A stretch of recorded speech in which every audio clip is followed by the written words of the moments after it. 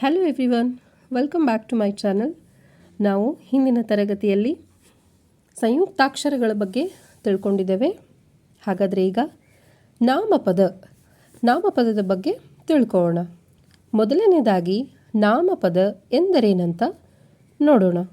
ವ್ಯಕ್ತಿ, ವಸ್ತು, ಸ್ಥಳ ಹಾಗೂ ಪ್ರಾಣಿಗಳ ಹೆಸರುಗಳನ್ನು ಸೂಚಿಸುವ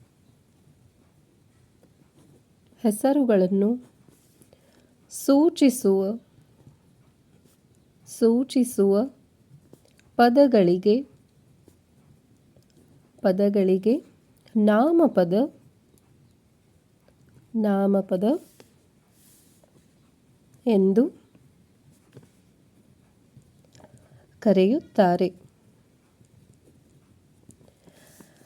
ವ್ಯಕ್ತಿ, ವಸ್ತು, ಸ್ಥಳ ಹಾಗೂ ಪ್ರಾಣಿಗಳ ಹೆಸರುಗಳನ್ನು ಸೂಚಿಸುವ ಪದಗಳಿಗೆ ನಾಮಪದ ಎಂದು ಕರೆಯುತ್ತಾರೆ. ಹಾಗಾದರೆ ನಾಮಪದ ಆಗಲು ಬೇಕಾಗುವ ಮುಖ್ಯ ಅಂಶಗಳನ್ನು ನೋಡೋಣ. ಒಂದು,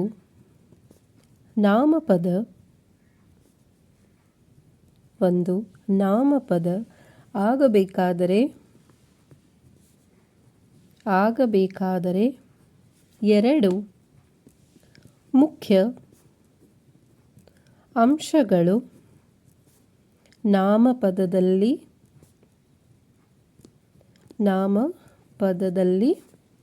ಇರಬೇಕು. ಹಾಗಾದರೆ ಆ ಎರಡು ಮುಖ್ಯ ಅಂಶಗಳನ್ನು ನೋಡೋಣ. ಮೊದಲನೆಯದಾಗಿ ನಾಮ ಪ್ರಕೃತಿ,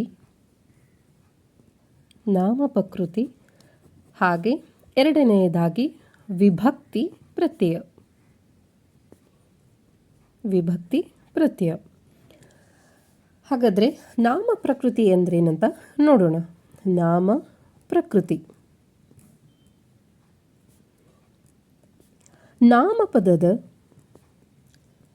ನಾಮಪದದ ಮೂಲ ರೂಪವೇ ನಾಮ ಪ್ರಕೃತಿ.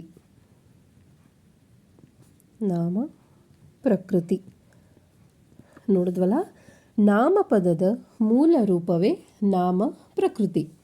ಈಗ ಒಂದು ಉದಾಹರಣೆ ನೋಡೋದಾದರೆ, ಊರನ್ನಂತ ನಾವು ತೆಗೆದುಕೊಂಡ್ರೆ ಅದರಲ್ಲಿ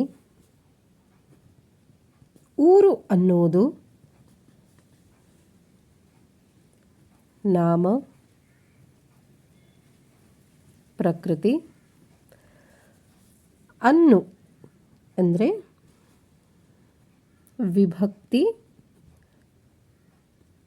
ಪ್ರತ್ಯಯ. ಈಗ ಮತ್ತೊಂದು ಉದಾಹರಣೆ ನೋಡೋಣ. ಜನರಲ್ಲಿ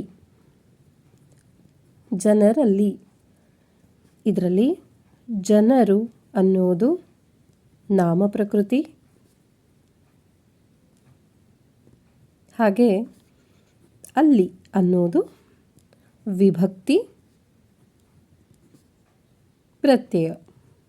ನೋಡಿದ್ರಲ್ಲ, ನಾಮಪದ ಎಂದರೇನು? ನಾಮಪದ ಆಗಬೇಕಾದ್ರೆ ಅದರಲ್ಲಿ ಎರಡು ಮುಖ್ಯ ಅಂಶಗಳು ಇರಬೇಕು. ಅದರ ಉದಾಹರಣೆಗಳನ್ನು ಈಗ ನಾವು ತಿಳ್ಕೊಂಡ್ವಿ. ಹಾಗಾದರೆ ನಾಮಪದದಲ್ಲಿ ಎಷ್ಟು ವಿಧಗಳಿವೆ ಅಂತ ನೋಡೋಣ. ನಾಮಪದದಲ್ಲಿ ಒಟ್ಟು 9 ವಿಧಗಳಿವೆ. ಅವುಗಳನ್ನು ನೋಡೋಣ. ವಸ್ತುವಾಚಕ, ಗುಣವಾಚಕ, ಸಂಖ್ಯಾವಾಚಕ, ಸಂಖ್ಯೇಯವಾಚಕ, ಪರಿಮಾಣವಾಚಕ, ಪ್ರಕಾರವಾಚಕ, ದಿಗ್ವಾಚಕ, ಭಾವನಾಮ, ಸರ್ವನಾಮ. ಇವುಗಳು ನಾಮಪದದ ವಿಧಗಳಾಗಿರುತ್ತವೆ.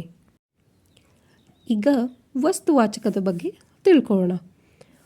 ವಸ್ತುವಾಚಕದಲ್ಲಿ ಒಟ್ಟು 3 ವಿಧಗಳಿವೆ. ಅವುಗಳನ್ನ ನೋಡೋಣ. ಮೊದಲನೆಯದಾಗಿ ರೂಢನಾಮ,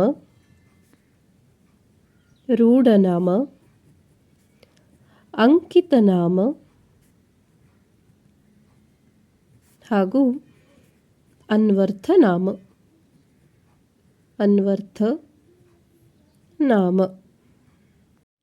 ಹಾಗಾದರೆ ವಸ್ತುವಾಚಕದಲ್ಲಿ ಒಟ್ಟು 3 ವಿಧಗಳು: ರೂಢನಾಮ, ಅಂಕಿತನಾಮ, ಅನ್ವರ್ಥನಾಮ.